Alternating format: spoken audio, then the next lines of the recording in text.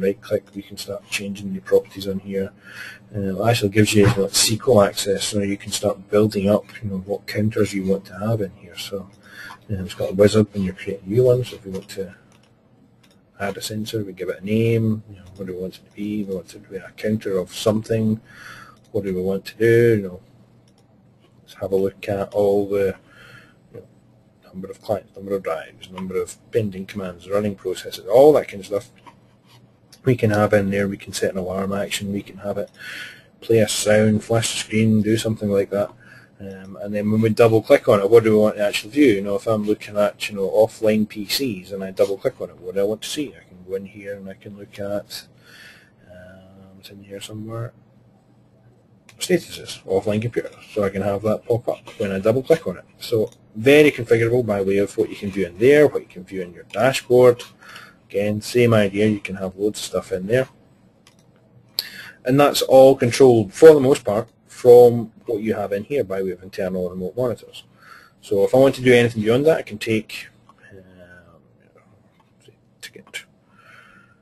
So ticket escalation, ticket's not been touched. What do? We can send off an email. Loads of plugins available for Labtech, so we could plug it into Instant Messenger, we can tie it into MSN, we can tie it into SMS, alerts, all that kind of stuff. Pagers, you can enable the voicemail in Labtech as well, so we can phone you and speak to you. So all the stuff that we want to do in there. And again, like Kaseya, if we want to run a script on this enabling, what do we want to do? There's a list of scripts. We can just fire off a script. So if you're looking for something that's picking up on events, all that kind of stuff, we can add in individual events in here if you want to pick on something specific, and then run a script on a specific event, opening up, all that kind of stuff.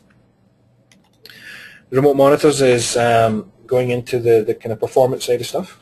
So we're looking at CPU, memory, all those kind of things, but also the log counters and performance counters that would associate with kind of server management, if you like. So we're looking at exchange counters, looking at ISS, looking at SQL, MySQL, anything you want in there, we can start building up a more managed approach to it. So again, we've got information on what we want to do. What do we want to do? We want to check TCP, we want to do performance checks, we want to do system checks, SNMP checks, ping check, anything we put in there. So this is tying together almost your performance monitoring and the external monitoring within Kaseya and your SNMP monitoring. So everything like that is just in one pane where we can set everything against a group.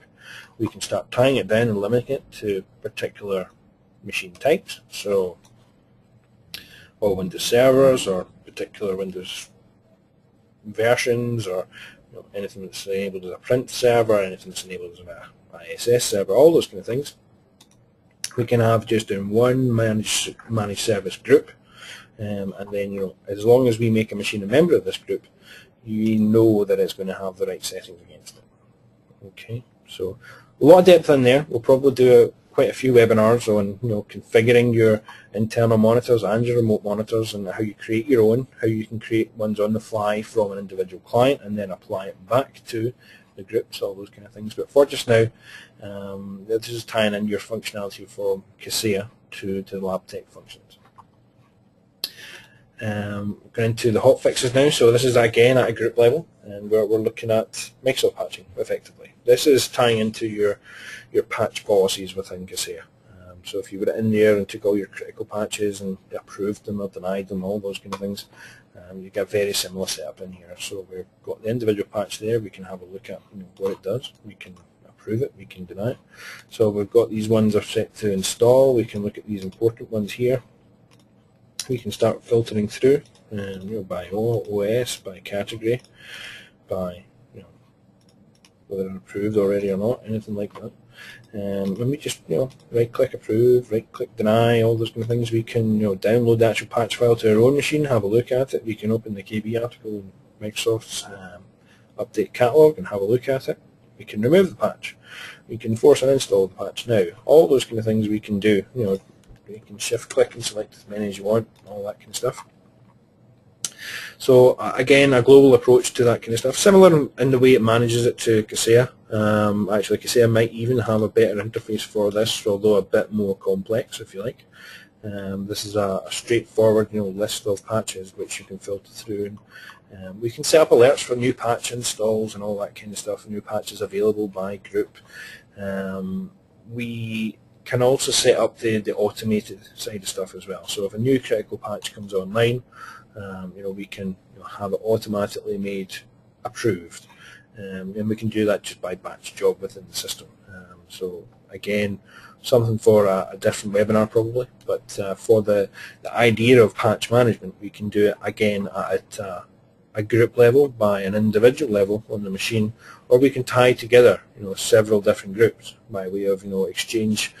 Patches will always be pending install, not approved until you've done it in the exchange group. So a similar way to Kaseya, denies will always override approvals, all that kind of stuff is all still in there as well. And if we go into our messages, messages can be again done at group or client or individual level. And these are just things that we can send out to the members of this group. So if we just look at this one here, what we want to do. We want to fire off a message to our users saying we want to do maintenance on your computer today. Can we do that? Yes or no? If it's a yes, go ahead with the script. If it's a no, go and do something else. We can send out surveys, all that kind of stuff from that